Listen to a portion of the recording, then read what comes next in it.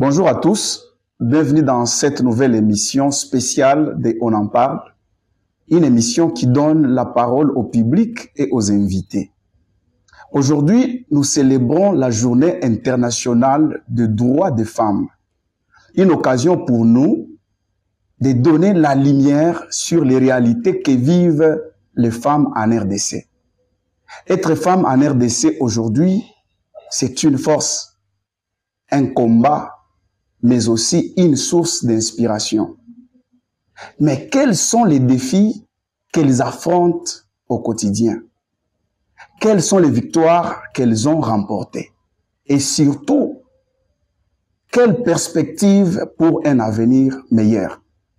C'est ce que nous allons explorer aujourd'hui avec mon invité d'exception. Je vous invite aussi à interagir en direct, à poser vos questions, à donner votre avis, parce qu'on en parle, c'est tout d'abord un échange. Je reçois pour vous aujourd'hui Madame Doudou Kassongo, qui est sur le plateau avec moi, que je vais saluer. Madame Doudou, bonjour. Bonjour, Monsieur Jourdain. Et bienvenue dans notre émission On en parle. Merci beaucoup. Et je vous espère bien portant. Merci. Voilà, je rappelle que Madame Doudou est directrice d'une école de la place, elle est chef d'établissement. C'est avec elle que nous allons débattre sur ces sujets. Alors, pour commencer, Madame Doudou, quel est selon vous le plus grand défi que les femmes congolaises rencontrent aujourd'hui? Merci beaucoup pour la parole. En tout cas, être femme en RDC, c'est pas chose facile. Oui. Les femmes sont habitées à beaucoup de défis vraiment. Sur le plan d'abord éducationnel. Oui. En tout cas, lorsque une femme se retrouve peut-être dans une école, oui. Là nous parlons de la jeune fille. Oui. Dans une école, là elle doit vraiment s'affronter à quelque chose qui sont durs. Pourquoi? Parce que même pour qu'elle puisse vraiment satisfaire, oui. qu'elle puisse vraiment être au top et au niveau, peut-être dans d'autres cas, il y a d'autres professeurs, d'autres enseignants qui l'exigent de commettre l'adultère avec elle. C'est-à-dire, elle est butée à un problème sexuel. Là, c'est un défi vraiment qui est très grave en RDC. La femme n'est pas vraiment du tout libre dans ce cas-là. Oui. Il y a des femmes travailleuses qui se retrouvent en train de chercher peut-être un emploi pour seulement qu'elles puissent être prendre dans une société, quelque part, même dans des écoles. Il y a toujours des exigences là. Il y a les chefs qui sont là.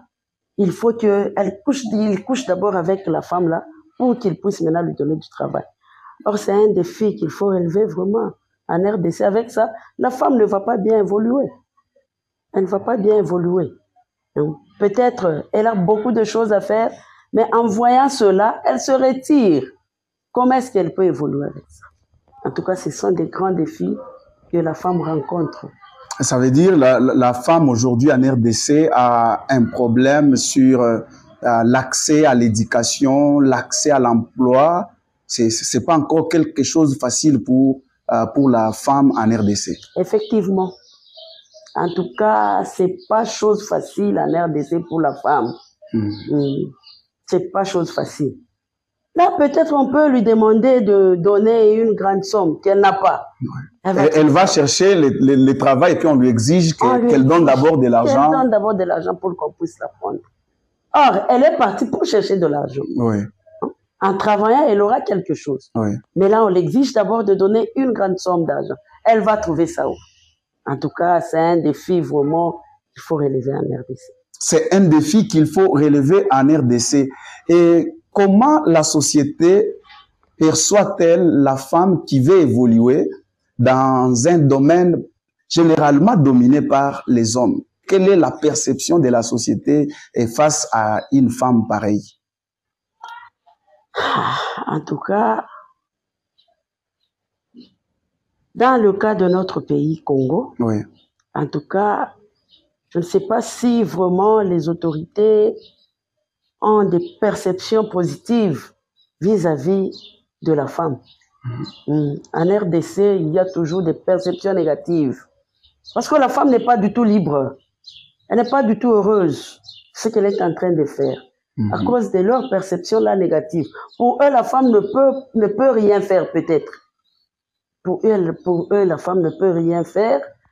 Peut-être la femme, elle est considérée comme toujours auparavant, parce que la femme était considérée comme une ménagère à la maison. Ouais. Elle n'avait pas accès à d'autres tâches. Par exemple, s'il fallait faire scolariser les enfants, les parents d'abord privilégiaient les garçons au lieu de la femme. Oui. Et moi, je crois que même à présent, notre vraiment société Congo est en train toujours de croire que la femme est dans l'ancien temps, comme elle a été marginalisée. Donc la femme qui veut évoluer dans un domaine où c'est vraiment généralement dominé par les hommes, les gens ont toujours une perception négative envers elle. On pense qu'elle est soit dictatrice ou elle veut s'imposer quelque chose pareil. Bon, pour eux, peut-être ils croient que lorsqu'ils vont engager ou mettre la femme là dans leur service, peut-être la femme va leur dominer, comme vous venez de le dire. Oui. Ou bien la femme sera une dictatrice par rapport à leurs ambitions qu'ils ont. Or, c'est faux. C'est faux. Oui. La femme est là comme l'homme. Parce que là, il y a l'égalité des sexes. Oui. Tout ce que l'homme est en train de faire, la femme aussi est obligée de le faire. Oui. La sous-estimer, en tout cas, là, ça réduit aussi la femme. C'est pourquoi il n'y a pas beaucoup d'évolution. Oui. Oui, oui. Alors, en matière de violence basée sur le genre, aujourd'hui en RDC, pensez-vous qu'il y a une évolution ou il y a encore des persistances? Est-ce que la femme subit encore des violences ou il y a quand même un changement? Dire changement, en tout cas, je ne suis pas sûre. Pourquoi? Oui. Parce que d'abord, les violences commencent dans la maison, dans le foyer conjugal, où la femme se retrouve. Comment ça? Dans le foyer conjugal, oui, vous pouvez nous en dire plus? Oui. Lorsque la femme n'est pas respectée, elle ne trouve pas le respect devant son homme. Oui. C'est du viol. Dans sa propre maison. Dans sa propre maison. Hein? Son mari ne la considère pas. Oui. Ça, c'est déjà une violence. Oui. Oui, oui. Donc, la femme, même dans son ménage, oui. elle ne trouve pas vraiment... elle n'est pas heureuse. Oui. Pourquoi? Il y a aussi d'autres maris. Je m'excuse, hein, je peux m'exprimer. Non, vous êtes libre, on en parle. Oui. Il y a d'autres maris pour seulement demander le sexe à sa femme. Oui. Si la femme refuse, c'est un problème très sérieux. Oui. Très sérieux. Ça, c'est une violence. C'est une violence. À la femme. Oui. Dès que la violence, en tout cas...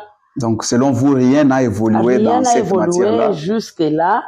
Parce que, parlons même dans des services que les femmes se retrouvent. Oui. Il y a toujours des violences. Oui. Oui, il y a des violences. Donc, pour les hommes, ils sont en train de voir que si une femme part travailler, d'abord, premièrement, ils voient que peut-être elle est dans une carence de sexe. C'est ce qui est à la base. Et là, la femme subit des violences à chaque fois. Si elle refuse l'homme, c'est un problème. Le chef là, il peut même licencier la femme au travail. Oui. Parce que la femme n'a pas cédé. Juste, elle a refusé, elle n'a pas cédé. Elle n'a pas cédé à ce que le chef l'a cherché. Ça, ce sont des violences. Oui. Donc, selon vous, rien n'a vraiment évolué en cette matière-là. Mais est-ce que y a-t-il quelques figures féminines que vous reconnaissez qui ont marqué l'histoire du pays ou qui font l'actualité aujourd'hui en RDC? Oui. Il y a de ces femmes-là qu'on appelle les femmes battantes. Femmes battantes, d'ailleurs, quelqu'un m'a fait rigoler. Il m'a dit, les gens disent, les femmes aiment dire et qu'elles sont des femmes battantes. Et elles se battent concrètement contre qui? Non, ce sont les femmes qui se sont distinguées seulement. Oui. En ce qu'elles font. Oui. Hein. Par exemple, moi, je me suis vraiment aussi distingué, oui. Distingué. Vous êtes imposé dans la société congolaise. Aujourd'hui, vous êtes une femme forte. Oui, c'était des femmes qui font des choses oui, en allant, qui se distinguent dans ces pays. Oui, en allant très loin, oui. Je me suis dit, moi aussi, je vais postuler. Oui. Je vais aussi postuler. Exactement, exactement. Nous rappelons que vous étiez candidate à conseillère municipale. Non, non. J'étais candidate à la députation provinciale. Waouh, waouh, c'est du Haut-Katanga. Voilà. Oui, oui. Ça, c'est quelque chose à encourager. Oui, oui. Donc, parmi les figures féminines qui font l'actualité, Madame Doudou Kassongo fait partie aussi. Oui, bien sûr. Aujourd'hui, on a Madame Judith Souminoa qui est première ministre. Très bien. On a Madame Eve Bazaïba, oui, on a Madame Francine. Oui. Il y en a vraiment beaucoup. Oui, il y a des femmes aussi qui ont marqué l'histoire de notre pays, le Congo. Oui. Peut-être, par exemple, dans la musique. Oui. Nous avons Maman Chalamwana. Oui, oui, exactement. Maman Chalamwana a marqué. Nous avons Lombongo qui est là jusqu'à présent. Oui, Maman Lombongo, oui. Ce sont des femmes. Oui. Il y a des femmes commerçantes comme Maman Canadelix. Ok. Elle s'est distinguée aussi. Oui. Oui, oui. En tout cas, il y a des braves femmes qui se distinguent toujours. Oui. Il y a des braves femmes qui se distinguent toujours. Alors, Madame Doudou, que faudrait-il améliorer dans ces pays pour que la femme se trouve à sa place ou qu'elle puisse réussir facilement? Il y a beaucoup de choses à améliorer. Beaucoup de choses à améliorer. Oui. Beaucoup de choses à améliorer. On va d'abord commencer par l'éducation. Oui. Si vraiment l'éducation en RDC aujourd'hui est vraiment libre, oui. On envoie les filles, toutes les filles, à l'école. Oui. Parce que sans être éduqué et instruit, en tout cas, il n'y aura rien qui va changer. Oui. Alors, il faut d'abord que l'État congolais commence par aménager l'éducation. Oui. Et l'instruction des enfants, surtout les filles. Oui. Là, si on évolue, on laisse aussi accès aux filles et aux femmes de travailler les travaux que les hommes sont en train de faire. Oui. On ne peut pas sous-estimer la femme, que la femme ne peut rien faire. Non. Aujourd'hui, nous voyons, d'abord, nous avons aussi l'exemple de celle qui avait fait, la femme qui a marqué en faisant le robot. C'est la femme. Oui. Il y a des femmes électriciennes, il y a des femmes mécaniciennes, il y a des femmes présentement qui sont aussi, je peux dire quoi? Les femmes là qui conduisent des engins lourds. Oui. Exactement. Il y en a. Oui. Les femmes sont là. Oui. Donc, que l'État congolais nous donne vraiment l'opportunité. Oui. Qu'il laisse l'opportunité à toutes les femmes de s'intégrer là où elles veulent être, sans être sous-estimées. Vous pensez qu'il faut même qu'il y ait des lois facilitant l'accès facile à l'éducation, l'accès facile à l'emploi pour les femmes? Oui. Oui. Normalement, il faut qu'il y ait des lois. Oui. Parce que s'il n'y a pas, bon, il y aura toujours une négligence. Oui. Il y aura toujours une négligence. En tout cas, il faut qu'il y ait même des lois. Oui. Oui. Même des lois. Comme nous avons déjà notre ministre, première ministre, qui est une femme. Oui. Elle doit se battre pour ça. Oui. Pour que même à la prochaine, je peux dire quoi? Mandature. À la prochaine mandature, vraiment, qu'il y ait beaucoup de femmes. Oui. Qu'il y ait beaucoup de femmes qui vont vraiment se faire remarquer. Oui. Pour que nous puissions aussi évoluer, aller à l'avant. Vraiment. Parce que si vous intégrez la femme dans quelque chose, sachez que vous allez toujours bien évoluer. Oui. Oui. Parce que la présence d'une femme, comme moi je me suis toujours dit que si j'ai des responsabilités, je dois toujours réussir. Moi, je ne peux pas faire quelque chose et échouer. Non, non, non, non. Là, en tout cas, moi, je me donne la détermination. Oui. Je dis que présentement, je dois faire et je dois réussir. Et je dois réussir. Vraiment. C'est ça, moi. Un très bon objectif. Oui. Réussir est toujours réussir. Et Madame Doudou, comment est-ce que les hommes peuvent devenir des alliés pour aider la femme à retrouver sa place et à réussir? Ah, ok, ça c'est une bonne question. D'abord, les hommes doivent avoir une collaboration. Une collaboration. Oui, une collaboration très sûre envers la femme. Et voir que la femme est égale à lui. Oui. S'il voit la femme comme femme, ah, là, ça n'ira pas. Ça n'ira pas. Donc, l'homme doit d'abord commencer par accepter la légalité. Oui, qu'il accepte d'abord la légalité. Qu'il voie la femme, que la femme est comme moi. Oui. Ah, là, il sera en face de son ami homme. Oui. Mais s'il voit la femme comme femme, là, c'est un problème. C'est un problème. Oui. Oui, oui. Ça, c'est vrai.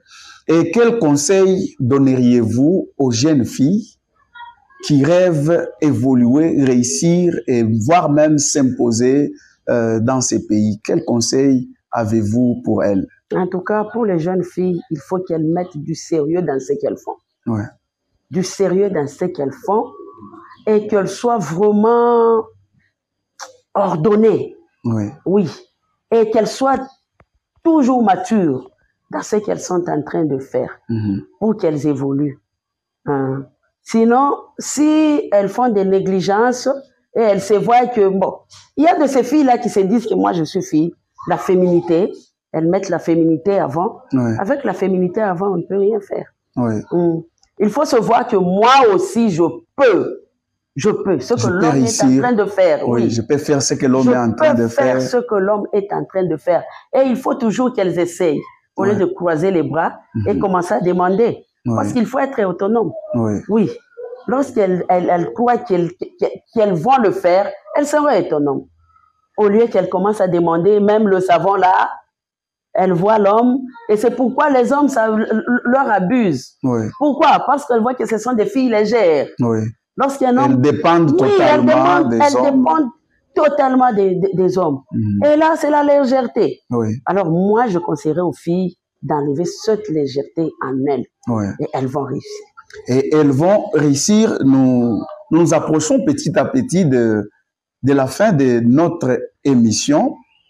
Alors, Madame Doudou, quel est votre mot de conclusion? Quel est votre message aux femmes du monde entier, aux femmes de la RDC en particulier, à l'occasion de cette journée des droits des femmes de l'année 2025?